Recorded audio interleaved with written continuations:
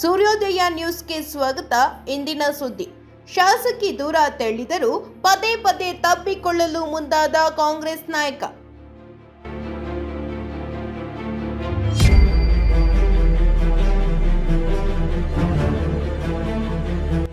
ಕಾಂಗ್ರೆಸ್ನ ಬರೋಬ್ಬರಿ 10 ವರ್ಷಗಳ ಕಾಯುವಿಕೆ ಅಂತ್ಯಗೊಂಡಿದ್ದು ಕೇರಳಂನಲ್ಲಿ ಮತ್ತೆ ಅಧಿಕಾರಕ್ಕೆ ಬಂದಿದೆ.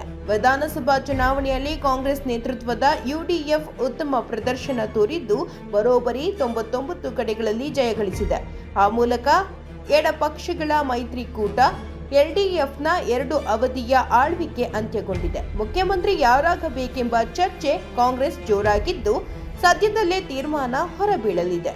ಈ ಮಧ್ಯೆ ತಿರುವನಂತಪುರಂನಲ್ಲಿರುವ ಕೇರಳ ಪ್ರದೇಶ ಕಾಂಗ್ರೆಸ್ ಕಮಿಟಿಯ ಪ್ರಧಾನ ಕಚೇರಿಯಲ್ಲಿ ನಡೆದ ಘಟನೆಯೊಂದು ಸೋಷಿಯಲ್ ಮೀಡಿಯಾದಲ್ಲಿ ವೈರಲ್ ಆಗಿದೆ.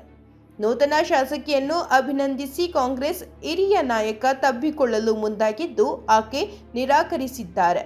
ಈ ಘಟನೆಯ ವಿಡಿಯೋ ಇದೀಗ ಹರಿದಾಡುತ್ತಿದೆ.